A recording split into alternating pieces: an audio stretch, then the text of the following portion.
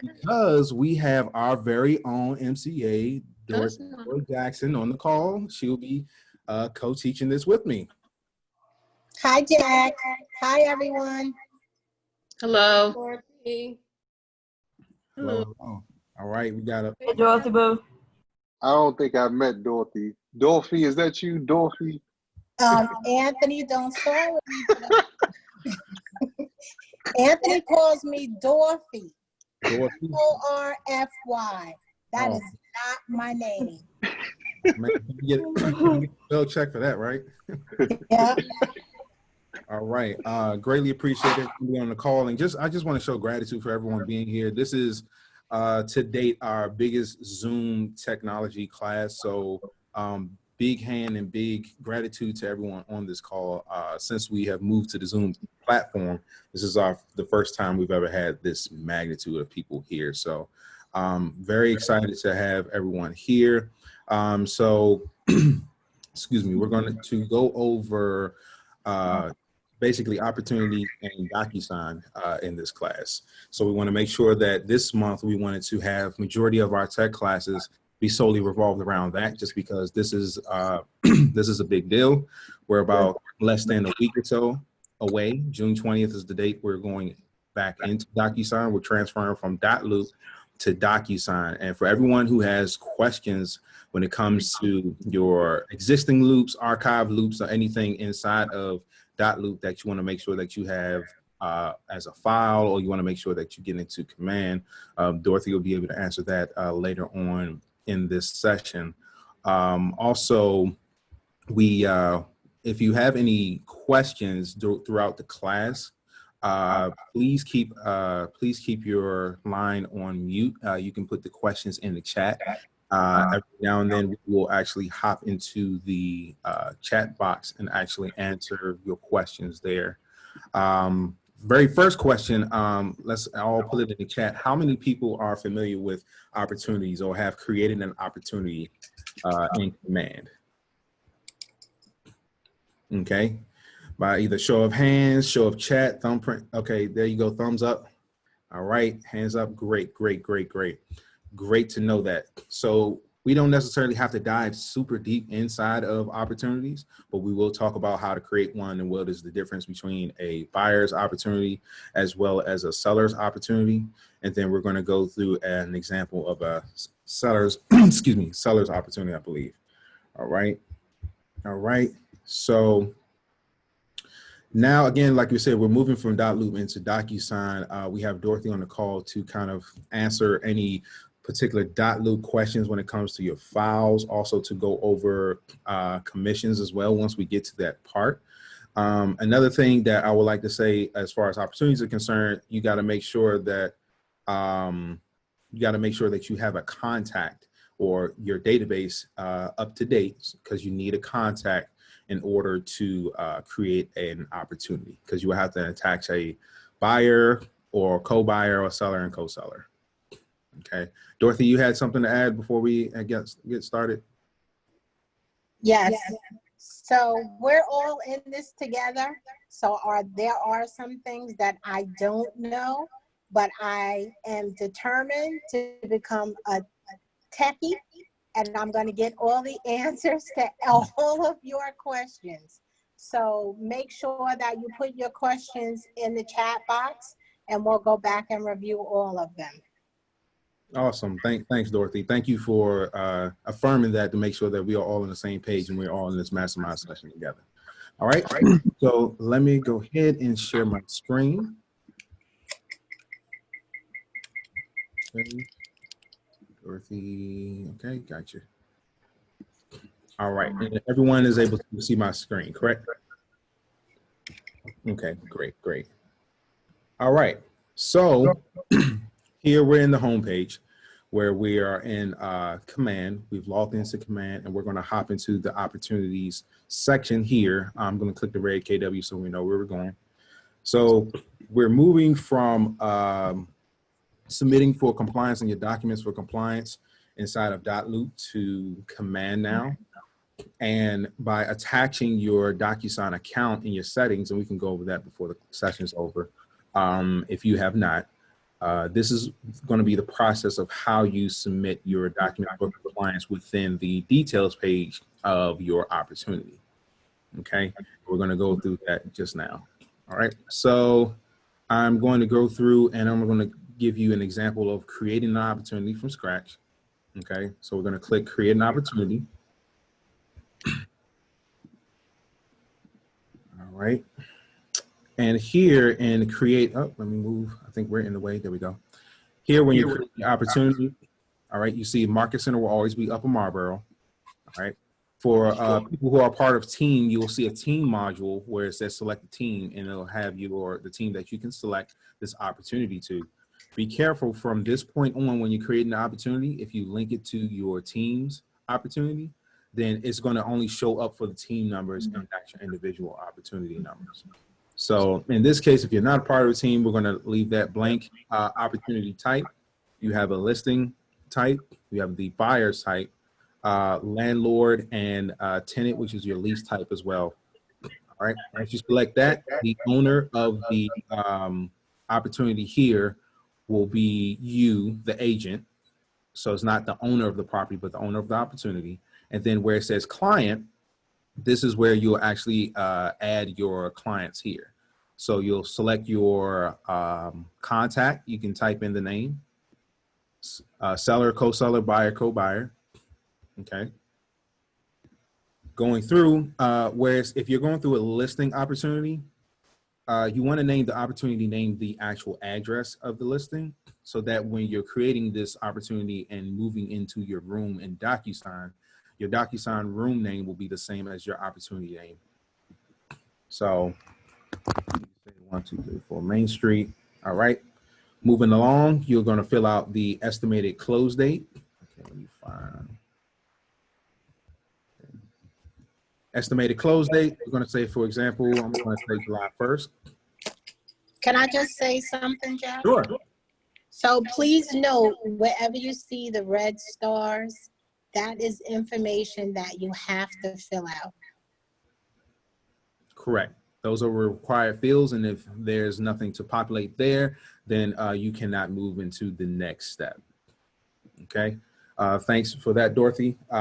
Moving along, estimated close date, I have as July 1st.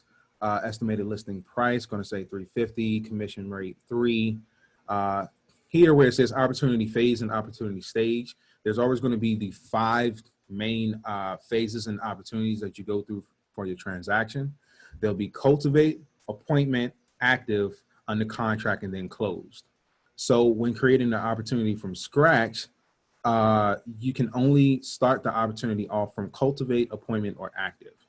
If you're entering in this opportunity because you want to catch up on the documents, you want to submit for compliance, it's already on the contract, but you haven't created this opportunity yet, you will have an ability to actually create this opportunity under active, and you'll be able to click and drag that particular opportunity card into under contract or to close if you're submitting for compliance. So I'm going to say appointment, and then each phase has its own stage. You'll be able to change this in the list view, and you can edit this where you want to add an additional stage or step that kind of revolves around how you run your business. So we're going to say scheduling, we're going to say scheduled, and then I'm going to create this particular opportunity. Okay. Now we are here in the opportunity details page. As soon as you create your opportunity from scratch, it will take you to details. And under details, we see here we have details, seller profile, documents, offers, commissions, notes, and timeline. Okay. So from this point here, this is where you can actually edit the general information. If you go here and click this pencil at the top right, you'll get to change the opportunity name. If you want to add any opportunity custom tag names, if you want to change the contact name, add a co-seller or a co-buyer. Okay. Opportunity phase, where it actually is in the opportunities pipeline, whether it's in cultivate, active, appointment, contract, close, and what stage is under as well. Time frame, you'll select that there, whether it's from 1 month, 3, 6, 12, or other. estimated close date, the date the appointment was scheduled, the appointment date, agreement one, contract date, close date, estimated listing price, as well as the commission rate percentage, where you can edit any general information. Okay.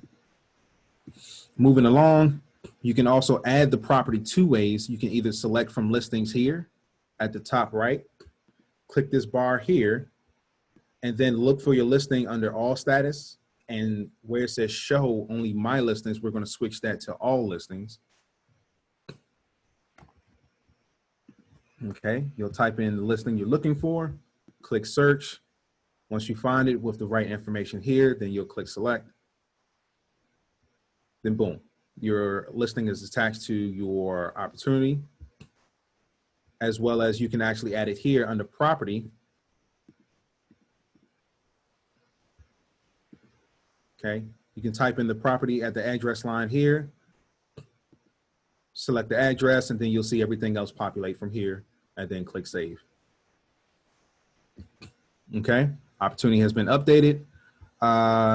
And here's the seller worksheet if you're following along. This is where you'll edit the seller worksheets information, buyer agent commission, seller agent commission, seller closing costs, mortgage balance, and so on and so forth.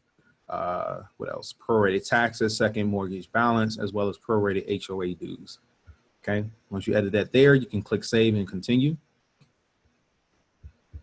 And then the last portion is description. If you want to add a specific description to your opportunity, if you want to make a note of if it was a VA loan or this was a short sale or any other notes you would like to add there.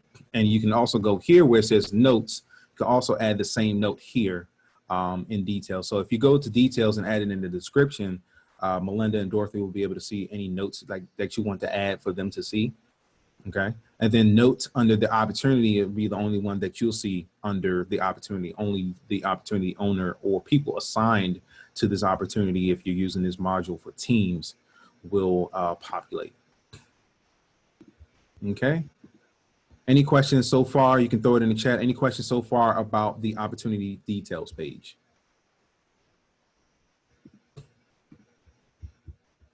Okay. So I'm hopping to the chat.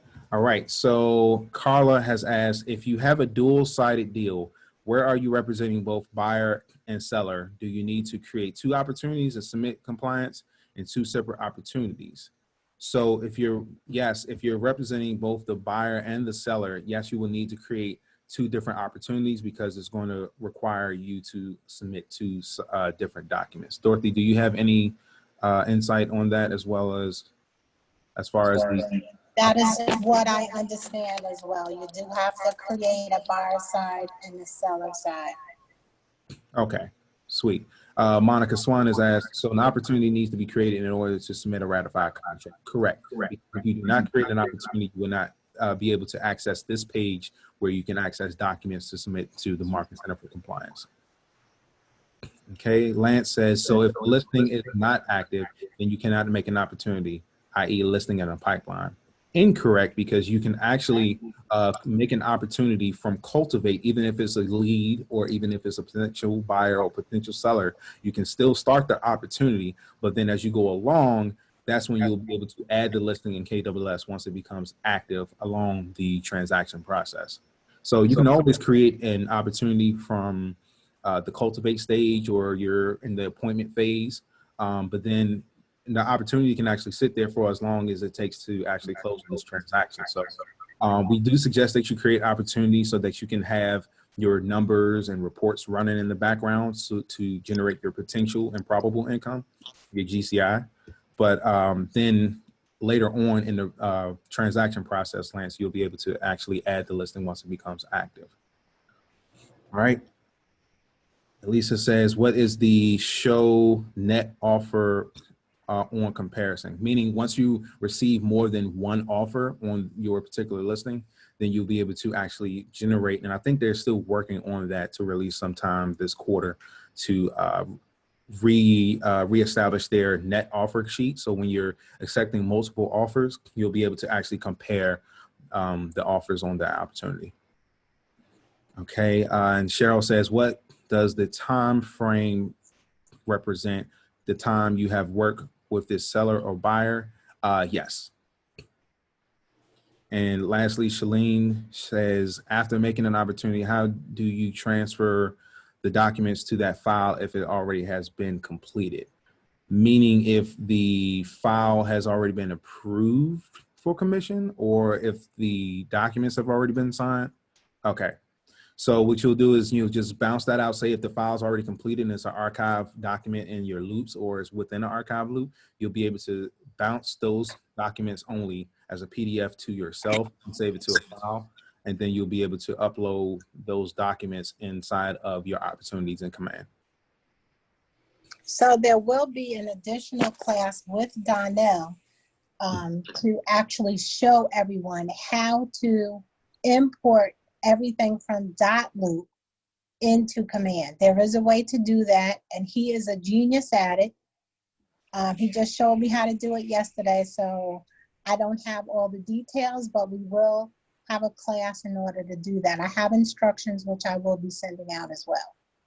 Awesome. Awesome. See that? Gotta love our team. Thanks, Dorothy. Thanks. Yes, and you can do up to 25 loops at a time. Okay, 25 loops at a time. Is that 25 Yes. new loops or 25 archive loops? They could be ARC, it could be a combination. Okay. hmm Okay. All right. Great. And Lisa says, am I supposed to continue to put my opportunities under my name or the Walters Group LLC? Dorothy, does that Either make a difference? Either or. Either or. Right now, we can talk offline, Elisa. Yeah. And then if we are looking to actually get that class actually before the launch date, we can actually explore and looking at using next Thursday's class to actually go over that. Now that I know that we're having the classes recorded and we're having information going out weekly, we can look into actually having that class next Thursday. So we'll make sure that we'll get that information out. What I will do is send out the instructions before the class because they are easy to follow. I only did it once with Donnell, so I would prefer for him to be present when we explain how to actually do it. Awesome. All right, great. So moving along, now that we're on the opportunity details page, we've attached our clients to this opportunity. We have also attached our listing if we have one. This is a listing opportunity. And of course, if you're using a buyer's opportunity, you'll just name it John Doe Buyer, of course, up until when you can rename the room and rename the opportunity name to the listing you're actually putting the offer in or closing on. Okay. Yes, it would really help if you did put in the address as opposed to the name. When you put in the name, if the MCA department does not know who the client is, which 9 times out of 10 we will not, we cannot find the opportunity. So just it makes sense to actually use the address once you have a ratified contract. Yep. All right. Any questions on details or creating the opportunity to get to this point before we hop into documents and thereon? Is anybody waiting to get in the room, Jack? I'm getting some texts. Everybody has been admitted in the room as of a couple seconds ago. Okay, thank you.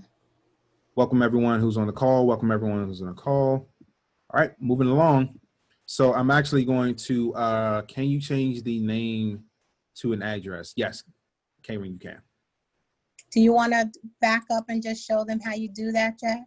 Yeah, it's just right here in the opportunity details page on the general information here. I'm going to click this pencil and then I'm just going to go to the opportunity name and you can change that name at any time. No, once it's submitted, Karen, you cannot change anything. It's the same thing as a green sheet. Once it's submitted, you cannot make any changes. So you would have to email the MCA department and we would have to make the change for you. All right, thanks, Dorothy. All right, so I'm going to hop into a buyer opportunity here. We're just going to kind of go back and forth. So with the buyer's opportunity, the only thing that's a little different when you're going through is just the opportunity general information about, of course, the contact name, the time frame is the same, the budget is different, the finance type. Just wanted to show you that just real quick because there are similarities between filling out the opportunity details for a listing opportunity as well as a buyer's opportunity, but there's slight differences as you go along here. Okay. Going through, I'm going to select offers. So offers, you can actually either go through and add an offer. When you're using a buyer's opportunity, you will actually have to add the offer that you're putting in onto the home that you're closing on. And you'll do that by selecting add new offer right here in the right side of the screen. Say, you can say initial offer or first offer, whatever you would like to name it. Give it a new unique name. Then you'll create an offer. Okay. You go through a series of details where you'll fill out the offer details, the parties, the terms, as well as the agent analysis. There will be the name there, offer date, close date. You can either type in the property address or you can select from KWLS.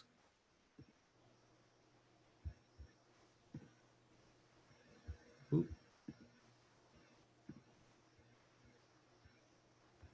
All right.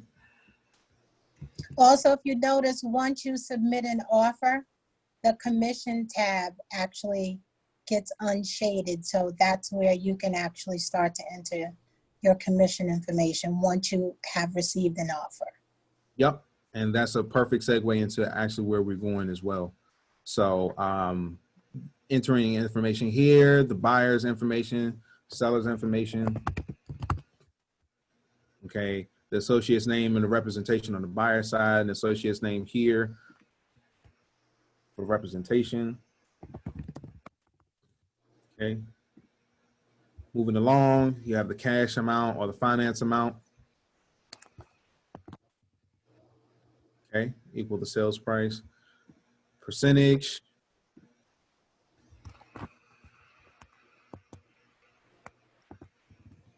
Okay, and then say option fee. Dorothy, I don't remember what we actually mastermind, but as far as the option fee goes, we keep No, that. that we're not using, Right. so we don't use the option fee. We're going to use the bonus, remember? Gotcha. Mm-hmm.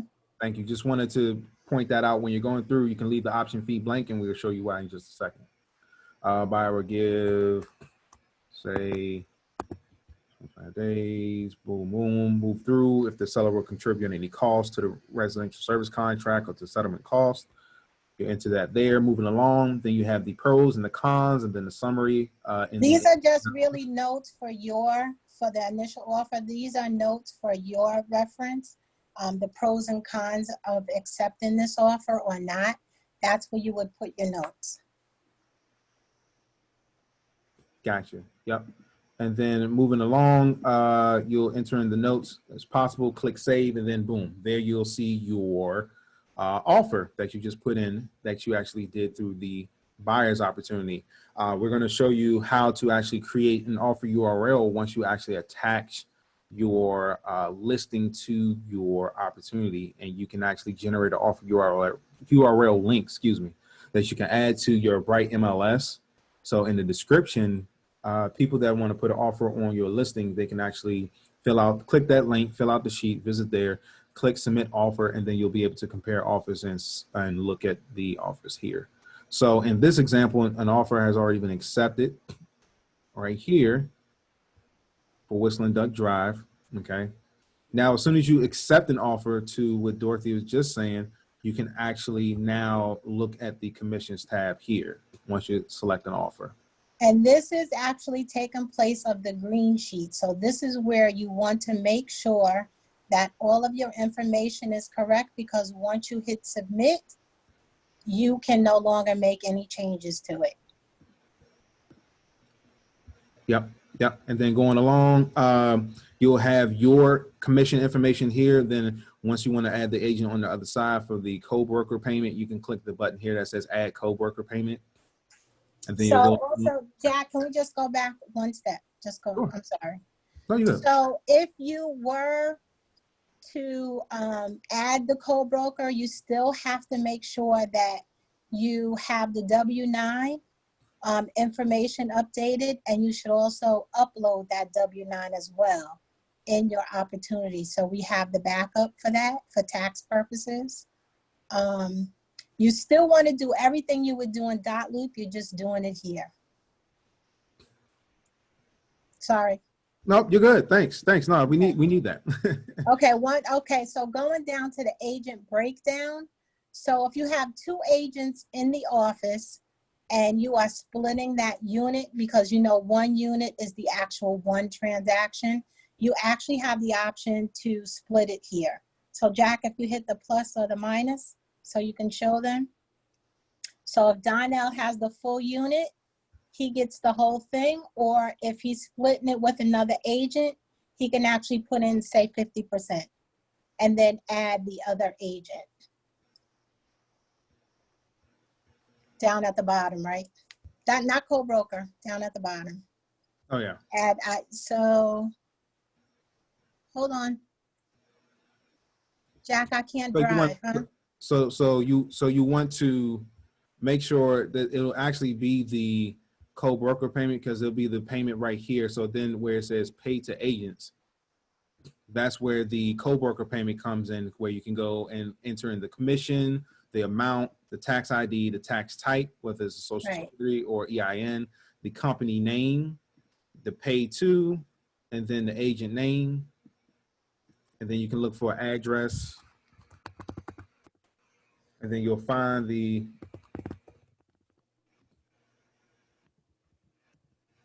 change that. All right, California's preferred properties. And then you'll add the phone number. You need an amount in there as well. Gotcha. Email.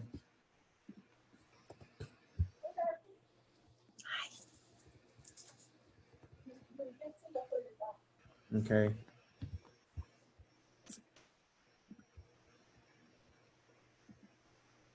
Oh, too many windows.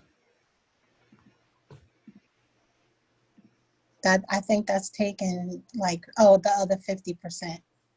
So the tax ID, you'll enter in the tax ID. From there, tax type. Then you'll click add. All right. And then Dorothy, you wanted to emphasize as far as like the agent name and then to pay the agents. Is there anything else? Yes, you need to make sure that you need to just make sure that you add all the information. Sorry. You need to make sure that you fill out all of the co-broker information in its entirety, so we don't have any issues with having to contact you as we're trying to process your commission. Jack, another thing I'm just gonna take this off, and then another thing I'm gonna highlight, if there's something off about the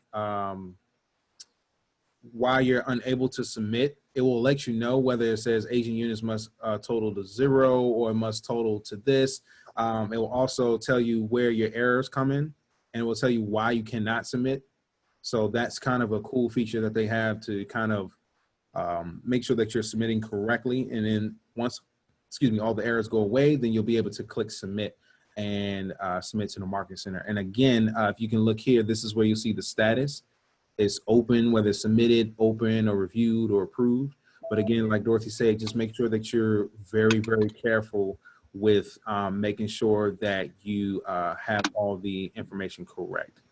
so let's talk about the flat fee or any deduction. So if you're wanting to add like a red day donation, there is a checkbox at the bottom. You can add it. There's an option for deduction. And you can put in whatever that amount may be, or if you're paying someone in the office, maybe a referral fee. Oh, there is a spot for referral fee as well. If you have a transaction coordinator, you can put in their information here as well.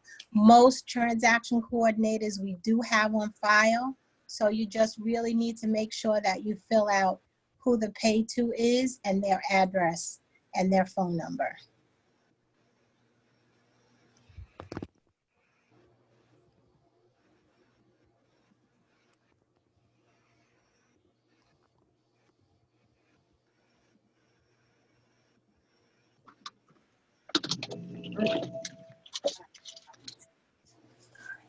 All right. So then there's the admin fee. So any item that you actually add, you're able to edit the name of it as well as what that fee is. And as you can see here next to the pencil, you have the trash can to actually toss that. And if you look over here to the receipt here, it says other deductions, and then you'll have the 225, and they'll be able to look through and see that you have entered in the admin fee. All right. There is a place to do an inside and outside referral. Can you go up, Jack? Sure. Can you go to that co-broker, add co-broker payment? Sure.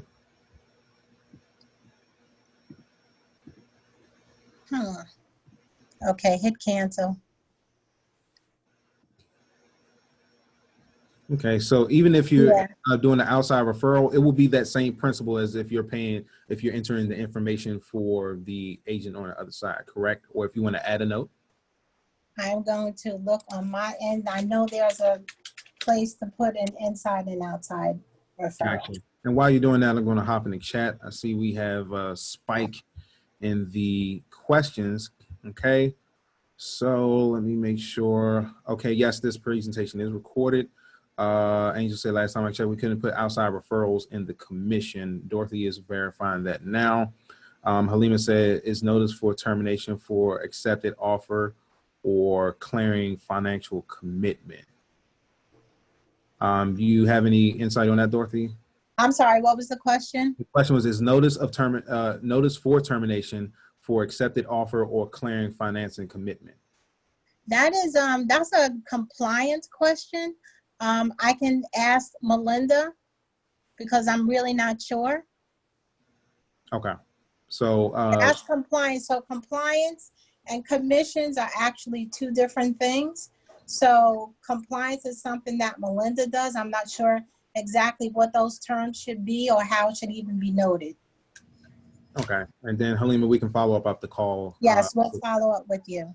All Also, right, thank you. Wilfred Tillman said, how do you state that you have capped? I have an error stating that agent commissions do not equal the total commissions for the opportunity. That means she didn't put in the proper commission amount. Okay, so just double check the commission amount within the commissions tab here, just to make sure that it's correct within the KWLS and within your commissions and green sheets as well. Are notes visible to anyone besides me? No. If you're adding anything in notes, you'll be able to, if you're on the team, whoever's assigned to this opportunity will be able to see the notes only. So the MCA department or Melinda will not be able to see your notes that you actually add to this opportunity. They'll actually not see that. They'll just see whatever you put in the description as well as any compliance notes within documents. Okay,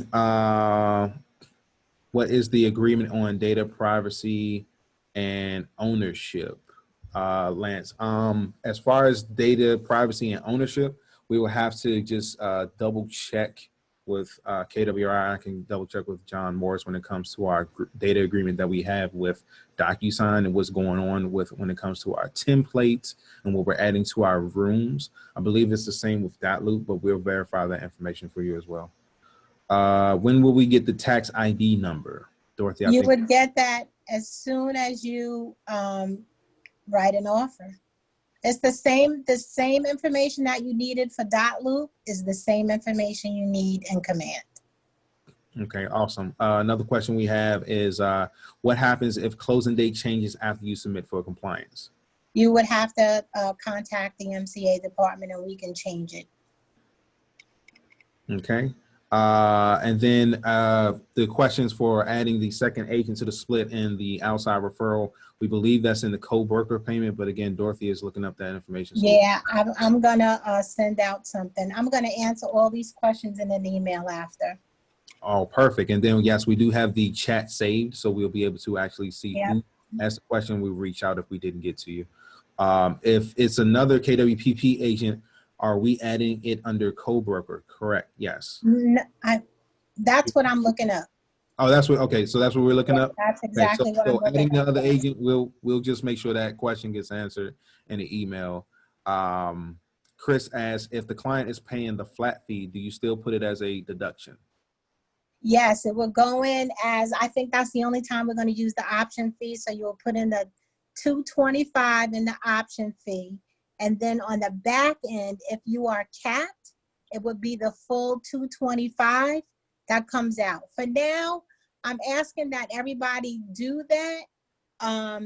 We can still do it on our end because there's a lot of people that have been doing green sheets and they haven't been including the admin fee. It would be nice if you are collecting it, that you do indicate that you're collecting it. If not, you're just going to take it out from the back end. But a lot of people get confused on the 6% that needs to come out. So there will be some direction on how much to put in and take out, which will also be in the email. I don't want to tell you if you're capped, you would take out the same 225. If you're not capped, you would only take out 211.50. It just gets very confusing. So if I put it in writing, I feel like you can have something to reference back to. Okay, thanks, Dorothy. And also there's a follow-up with Jennifer. She said she believes that she needed to put the co-worker info, so that's probably why she was getting that error. Also, we have a question. Brenda Lawson says, if I have June closings, do I have to go through this process? So if you have already, and I know we sent out an email earlier today to outline this, but we'll outline it again, of course. If you have current loops in .loop, and you have created the loop, you're getting your signatures for your buyers or your sellers, and you're going through the transaction process. If you anticipate that your transaction will close either prior on June 19th or before June 19th, you'll still submit to Melinda and for compliance in .loop. However, if you have started a loop and started getting your signatures and your transactions in .loop, and you anticipate your transaction to close on or after June 20th, still get your signatures within .loop, get everything together in your contract. Then you will actually have to save your contract all as a one PDF package, whether it's a listing package or buyer's package or complete contract package. Then save it to your external drive or to your computer as a PDF, and then you'll have to upload those documents and signatures of the documents with the signatures in Command. Yes, and I believe that once Donnell has this class on how to upload your documents from .loop into Command, it will be much simpler. But just for your safety, just copy your information on your drive if you can for now. Awesome. Any questions on commissions and offers before we hop into the offer URL sheet? All right, we have another one. Danisha says, my contract is scheduled to close in July. I've already submitted the green sheet. Do I need to create an offer in Command? I already submitted for approval through Command. No, everything, if you have everything already in .loop, you're fine. You can still access that information. Okay. Just any new opportunities, I would start putting them in Command. All right. Okay, gotcha. I see it now. All right. Thanks, Dorothy. You're welcome. So just another example here. I'm going through one of Donnell's listing examples, and this is closed, but I want to show you all what we mean by the offer URL. So again, when we were creating the listing opportunity, remember, we went through the process of actually going to the details and either adding the property address by this screen here and selecting the pencil and typing in the property and clicking save. Or we went to the top, actually click the tab that says select from KWS and add the listing in.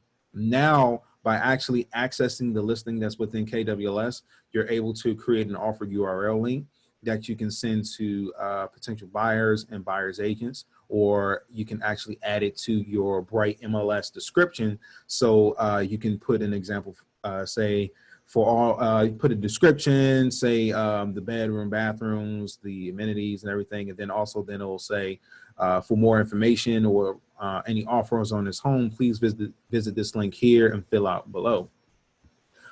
Here, once you attach your listing, once we click offers, if we look at the right hand of the screen where it says add new offer and generate URL link, the reason why we can't generate this offer URL link because it's closed. So we're actually going to hop into another listing opportunity. All right, here we go. All right, cool. So now we can go in. We went on the offer. We added our property here. Now we're going to click generate offer URL. And then now it's going to say link for, and then the opportunity name there is generated. So your offer is generated, link available below. You can copy this link here or click copy. And then once you actually attach that link there, once you click that, it'll go to the offer form for your listing. So now people can actually visit this link. This is a courtesy as well. This is not the only way you can accept offers on your properties. Of course, if people send it the traditional way or email you or have it sent a different way, that's fine. You'll just have to make sure that information is in command. Okay, so the buyer's agent will go through and enter in their information, the buyer's information, as well as the offer. The property and seller information will be here as well. Okay. Once they have filled out the actual offer form, then they can click submit offer and then pop back into command, and then all of your offers will be here and you'll be able to see and accept these offers here. Okay. Any additional questions around the offer URL link? Okay. While I'm hopping back into the opportunity, I'm going to take a couple more questions.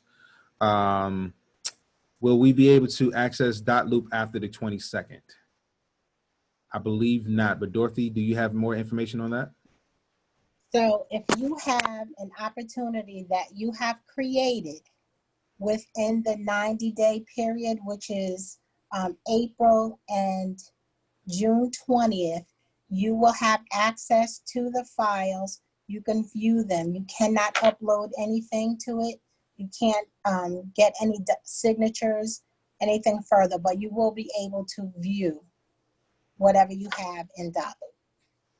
Okay, awesome. Thanks, Dorothy. All right, moving along. Under documents is where we will connect our DocuSign account inside of this particular opportunity. To make sure that we have our DocuSign account connected, if you have or have not, you will find it by going to the top right and clicking your name, then clicking settings. And then from settings, you can make sure that one of the first things you'll see here is your DocuSign account. You'll just connect your account. And if you have not created a DocuSign account, you'll just establish one there using your KW email, and then you'll be registered under the Market Center with all of the logistics and information for the Market Center. So again, we'll connect our DocuSign account by going to our name, settings, and under our connected applications page, we're going to connect our DocuSign account. Okay, hopping back into our opportunity, we're going to go into our DocuSign room under documents. So under the opportunity details page, we've went to our opportunity, we've clicked it, we're in the details. Now we've moved over to documents. Okay, when you're creating your opportunity from scratch, it's going to ask you to pick a checklist type. Now, remember when we were in DocuSign before and we were submitting for compliance, we actually had to scroll through and find all the Maryland, DC, and Virginia documents all into one big Rolodex of placeholders. Now that has changed. You can go here and pick your checklist type, whether you go through a DC buyer or seller, Prince George's County, Maryland buyer, seller, Montgomery County, Anne Arundel or Calvert in Virginia, and so on and so forth. You'll select the necessary checklist. Once you do so, once you do so, you'll select here, Prince George's County, Maryland buyer, and then your checklist will come up. So the very first thing under the buyer opportunity we will see is consultation. Under listing, we will see listing, and then we will see under contract, okay, and the placeholders as well as closed. Okay. So submitting your documents for compliance, here you'll be able to see your checklist and what is all required within this particular transaction. So for your Prince George's County, Maryland buyer, this is the checklist. It will be under where it says PG checklist or DC checklist or the potential checklist that you are creating. Here, you will be able to see all of the list here that's required documents. Also, when Melinda submits a compliance response, it will be the same sheet here, and we'll have all of the listing or the buyer checklist items that you need to resubmit, as well as any notes here within compliance that she's looking for, like what signatures is she looking for on a specific page, so on and so forth. Okay. Moving right along, the second placeholder here, it says compliance response. This, we will not upload anything to the first two placeholders because one will be for the checklist, and then the compliance response says, agents, please do not upload to this placeholder. This document will be uploaded after review of your documents and will contain details of the necessary items to complete or approve this stage. And that's what we just mentioned before with the checklist. Going along, to submit for compliance for all of your consultation documents and your listing documents, you will submit under the complete buyer package and the complete listing package. So you'll take all of the documents, the contract, the signatures that you need before the ratified contract. You'll submit it all under one package. And if she resubmits, she asks you to resubmit for compliance and you're moving through and looking at the placeholders here, you do not have to upload every document under its own placeholder one by one. You'll submit to the package placeholder. But if she needs you to resubmit anything in the listing documents, consultation, or contract documents, then you will go to the specific document that she needs you to resubmit and resubmit here by adding this file. Okay. Also, here at the top right, you'll be able to start your transaction and actually connect it into DocuSign. Have no fear, it's going to ask you if you want to start your transaction in the DocuSign or .loop. We're going to actually connect it with DocuSign, because once you connect it to one third-party integration, then you'll have to go through that. Say if you hit .loop by accident, you'll have to actually archive this opportunity and start from scratch and go from there. Okay. So we're going to say start transaction, and then it's going to say DocuSign. So then it's going to take us to our DocuSign login. Okay. They're going to ask for your email address.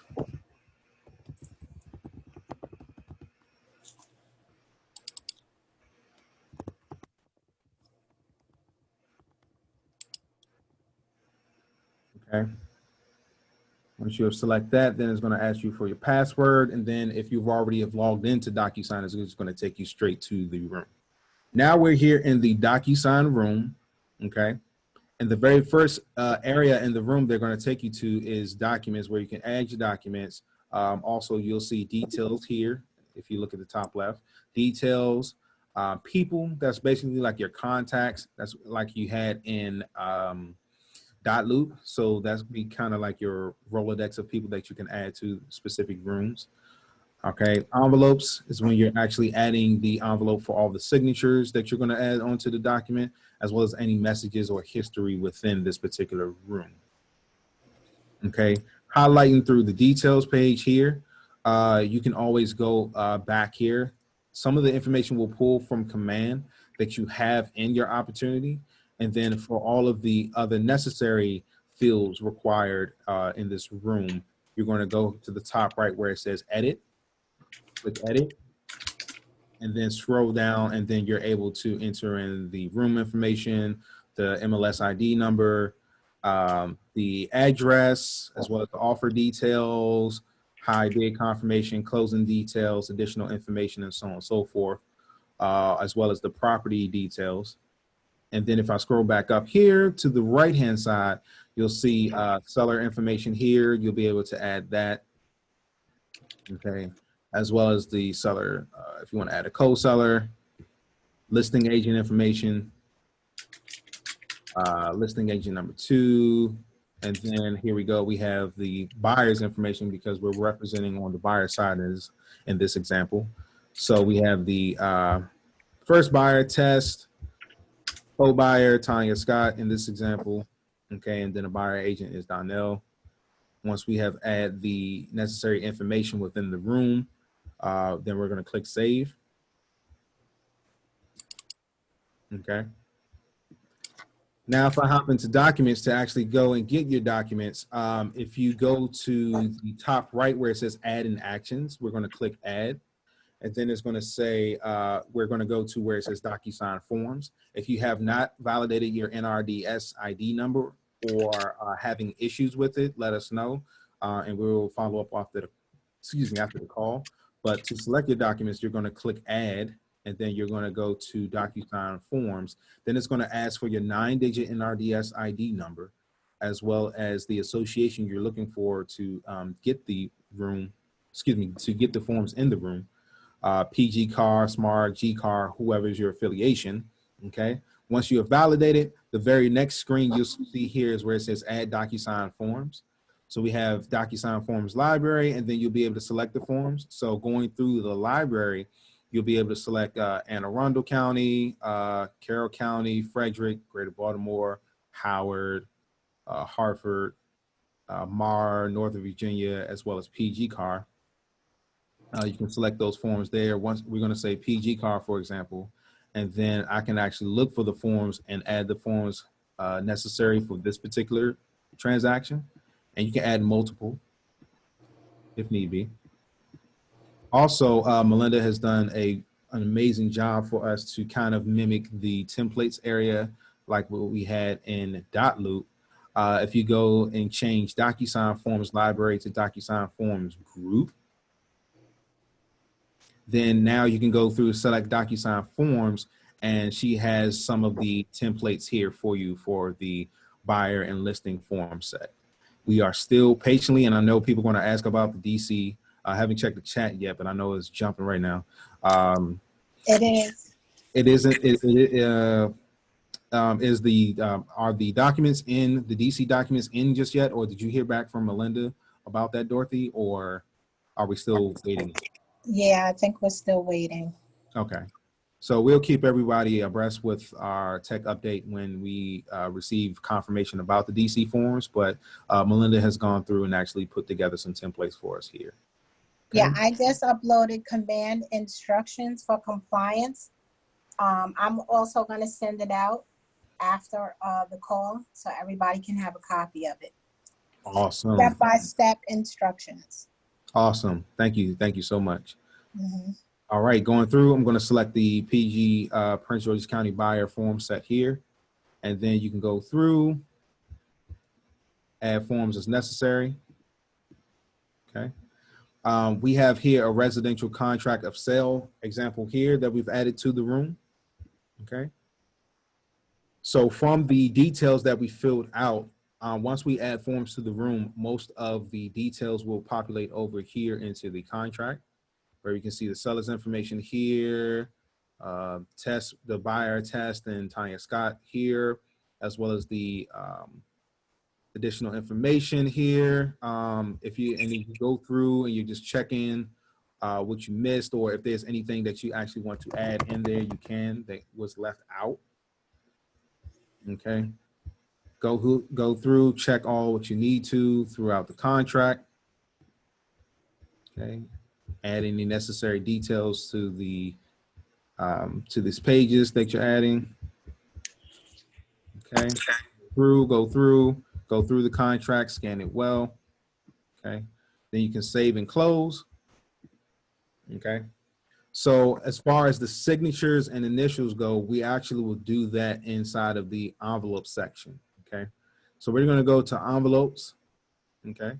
If you want to create a new envelope, you can go here to the top right where it's between new and actions. We're going to click new. Okay. You can add the envelope name. Please DocuSign 2, since we already have one.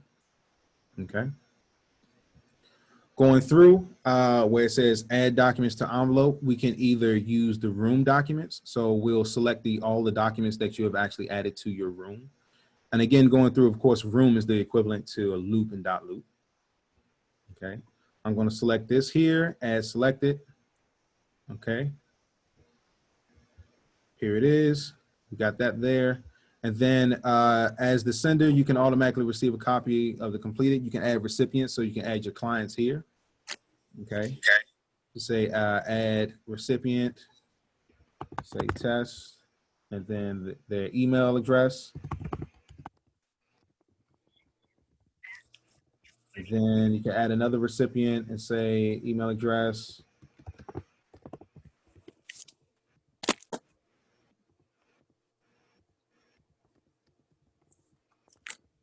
Right.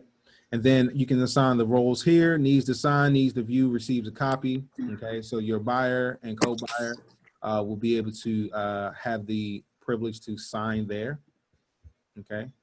Also going through, if you want to have a copy of it sent to the agent on the other side, you can do that as well. Add the email address there. And then where it says need to sign, you can say, hey, receives a copy. So now you don't have to wait to print it out, to send it to them.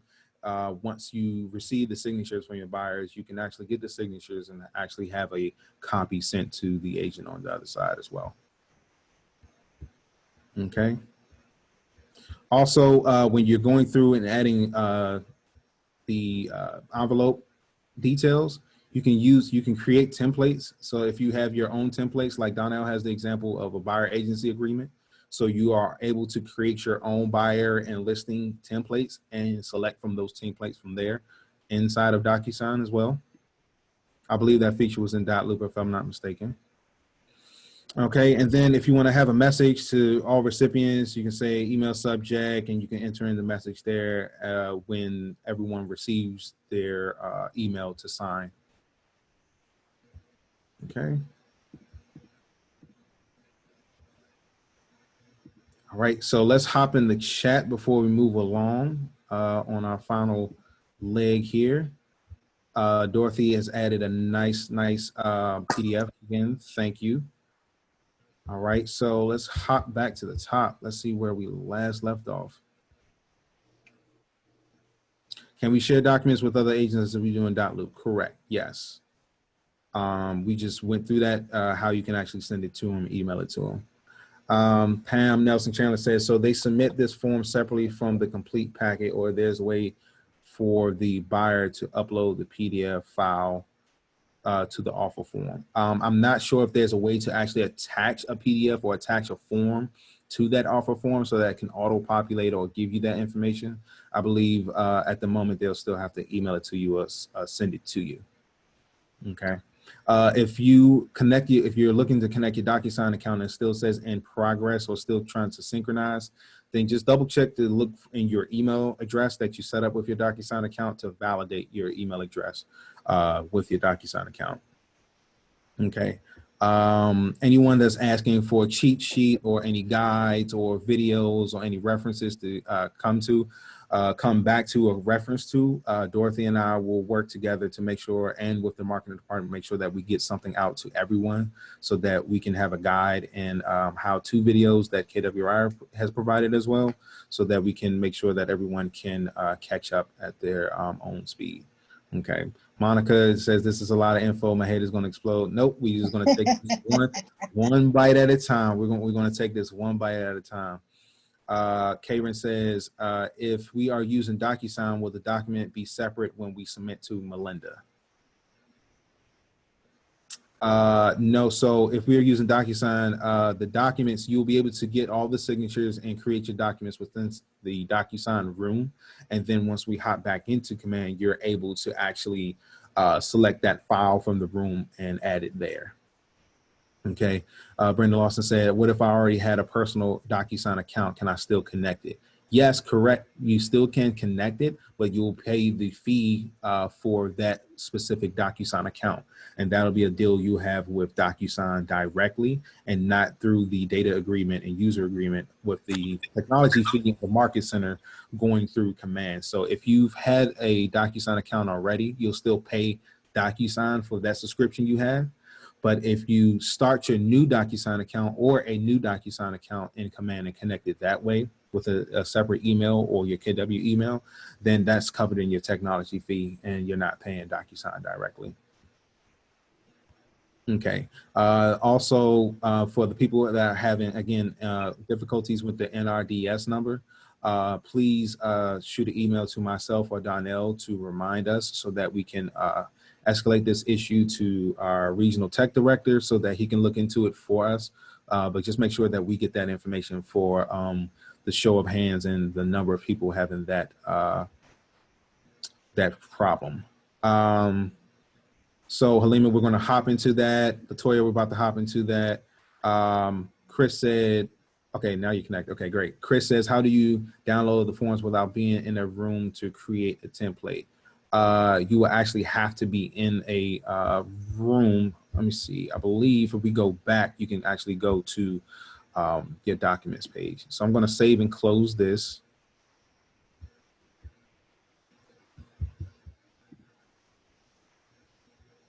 Okay.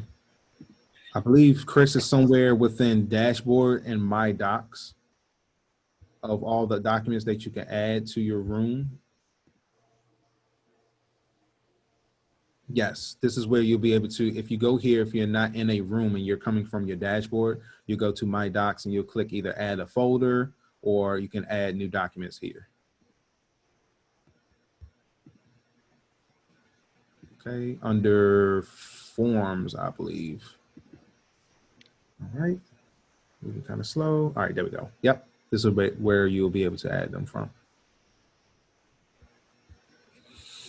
Okay, hopping back into rooms so we can go over the signatures and the initials. We're kind of slow here. Okay.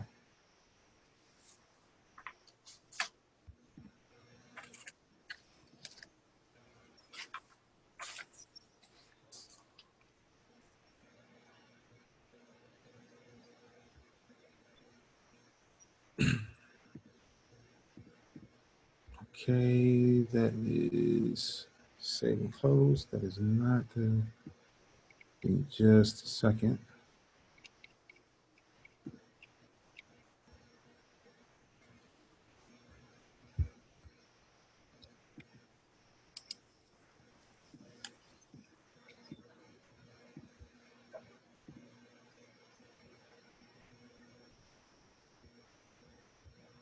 All right, so give me just a second.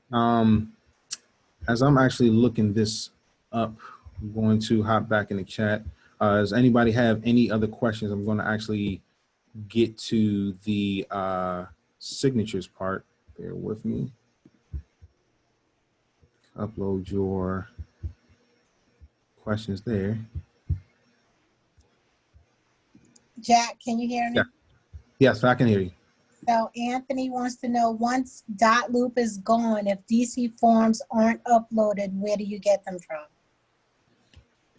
So as of right now, I believe, and Dorothy and I, we can get together after the call too. As far as the actual documents are concerned, as far as DC documents, I believe that you can still download them. If I'm not mistaken, Dorothy, you can download From them dot loop, from from dot loop?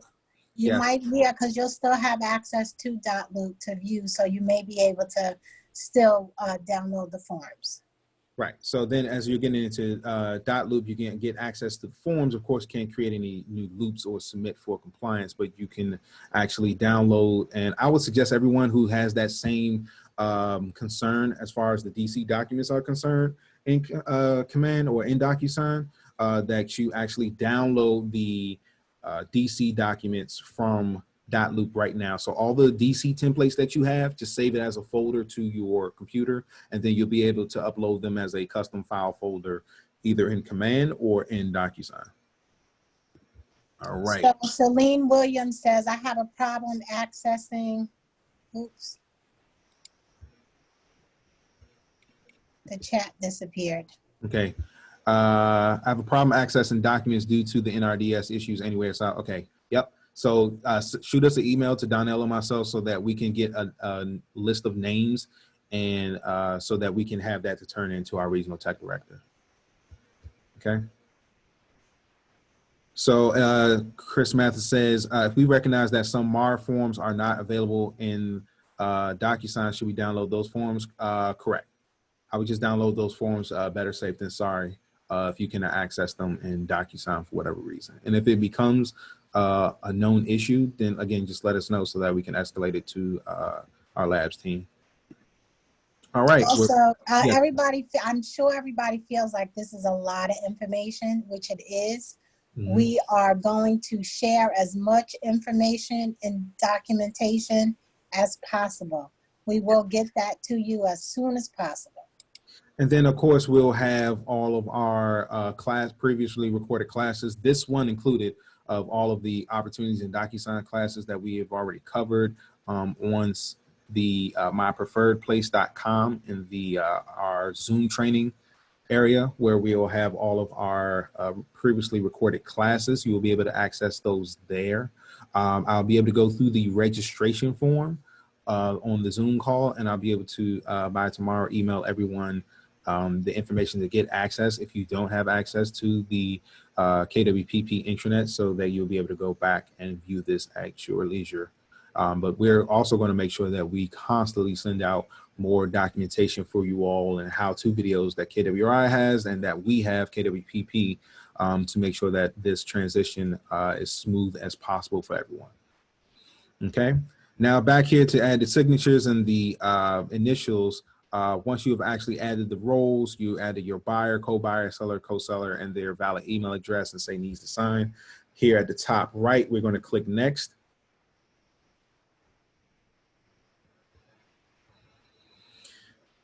And then if you go through here, then you'll be able to see all of the signature boxes as well as the initial boxes.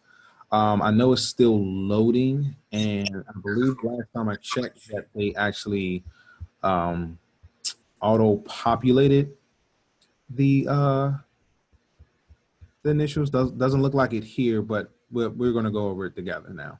So this is where you'll go through. Again, we went to our room, and then within our room, we went from the document section to envelope, and then created a new envelope so we can have an area to create our signatures for our buyers and sellers.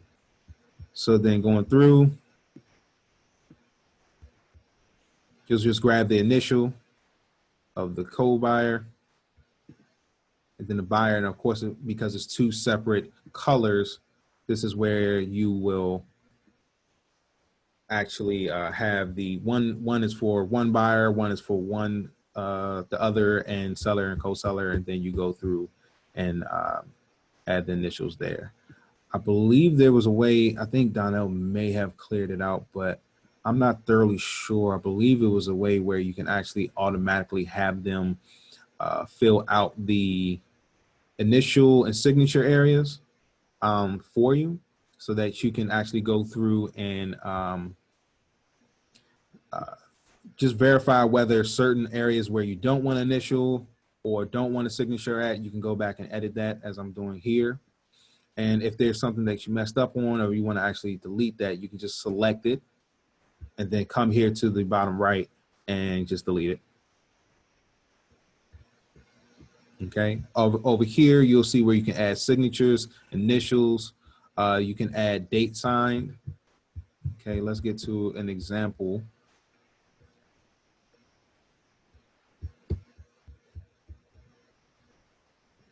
Okay, then you'll have buyer signature, and then date signed. Okay. And then if you want to add, if there's something missing in the contract and you actually wanted to add a text box going through it, you can click here, drag along, add the text, and then add whatever you want there. And so on and so forth as you go along.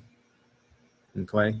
As once you complete the contract with all the necessary initials and signatures, okay, then you'll be able to do the recipient preview to see what they will see once you send it to them, and then you'll be able to click send so you can send the documents to get signed by your clients.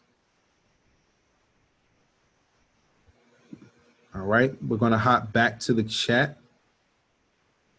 Okay, just to take a couple more questions before we wrap up. All right, Halima was going to ask, okay, thank you, appreciate that. All right. Terry, you couldn't get into my preferred place. We will talk again. Everyone who can't have or who does not have access to my preferred place, we'll get that for you. Angel asked, does it have strike through? I believe it does. Let's hop back. I don't know if it's a strike through, more so of adding a text box over it to add what you want to add or to actually delete that text box. I'm not sure if it has strike through, but I believe you'll be able to actually just depopulate that area. And if not, then you will just add a additional text box to actually add the proper information. Carla asked, do the templates in DocuSign not have placeholders for the fields, signatures and initials, and we will need to set them up manually? Or what you just showed is a contract that was generated in DocuSign with all the fields already populated. Now, that was already the fields populated from the information in the details page in the room that we filled out with the buyer's information, the seller's information, the listing and buyer's agent, as well as all of the other details necessary they're asking for in the room. That's where the name, the date offer, the seller's name, the buyer's name, and the property address, that's where that information pulled from into the document. I believe there's a way, and we'll make sure that we'll get that information out to everyone where you can actually already create this template, where you can already have the template to have initials and signatures on these on the documents, and then you'll be able to actually save it inside of your DocuSign account. Okay, and then they also have standard fields, custom fields, notary fields, and markup tools. Okay, here's a line. I guess that's the strike through that you can use as well. And then seal fields if you want to add a seal image. Okay. Carla, so we just need to add initials and signatures, right? Or create a template. Yep. And then you create that template in the DocuSign, and you already have your buyer's template as well as your seller's template that you can access by grabbing it from the DocuSign forms group, which is the buyer set or the listing set, and then create your template here. All right, any additional questions on DocuSign, the rooms, the details, or adding the initials and the signatures and the contracts and sending everyone the necessary documents for signatures?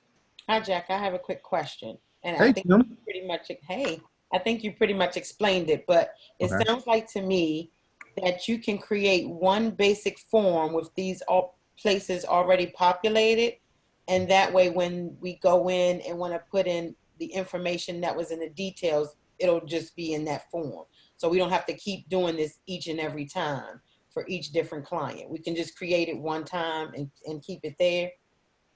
So you can create the template for your buyer set and your seller set in the DocuSign account, and it will just be there. The only thing that you will continue to populate is, of course, when you're doing different transactions, of course. But if you're adding different documents within the room, once you add the actual client's information once in the details, and as you're adding more documents inside of the room, then yes, it will pull over the seller's name, the buyer's name, and then the address and all this good stuff right here, like you see here. Okay, got you. So we won't have to create the full everything with the initials and everything.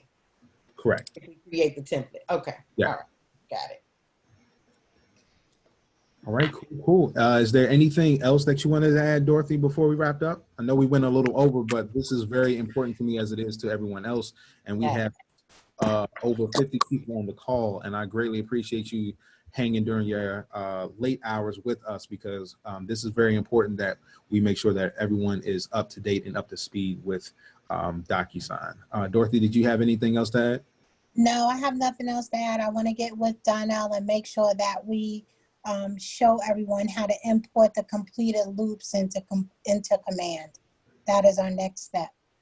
Yep, and if we may take the time to use our class time to go over that, I would love to explore that. But of course, we'll make sure that we'll mastermind and update everyone on that, as well as any videos that we will create or step-by-step instructions to make sure that we thoroughly get everyone that information out, so that we'll all be on the same page, understand how to use DocuSign, understand how to transfer your loops, 25 loops at a time, and to make sure that that information is correct. All right, Dorothy, I want to thank you. I think this is, I don't want to take this personal moment, but I kind of do, because I want to show gratitude to you for hopping on the call, because all these years we've been best friends, but we've never done a class together until I know. And not only do we do it now, it's the biggest class we've had yet. So I greatly And appreciate. we will do it again next week. We will do it again. Yes. So of course, Dorothy and I are going to get together, especially when it comes to the DocuSign and opportunities conversation.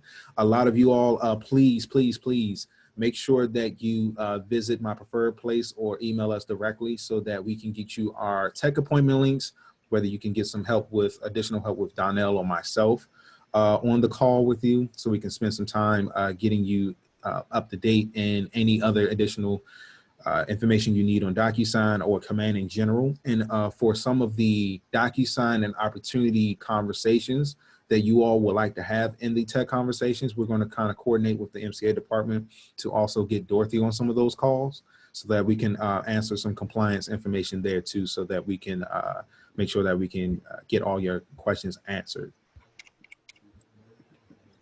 All right, if there are no further questions, I greatly appreciate this. Give us some time for this, because since this class was a little long, give us some time to download this information. I will get out the previous opportunities in DocuSign class that we had before. I'll make sure that we get that over to the marketing department to send out to everyone so that everyone can be up to speed, and we will work on getting more materials for you all and how-to guides for you all to make sure that this transition is as seamless as possible. So I want to thank everyone being on the call. Dorothy, again, thank you. Kim, thank you. Jack. Thank you, I Jack. want to go down, and I'm out of breath. I cannot lie. You did a great job. Great job. Like Yes. that I'm so mom said. passionate about making sure that everyone is using this technology to leverage their business, because I'm all about winning and seeing other people succeed, of course. But I want to make sure that we get all of your questions answered, because we're very passionate about making sure everyone gets paid, you know? So that's yes.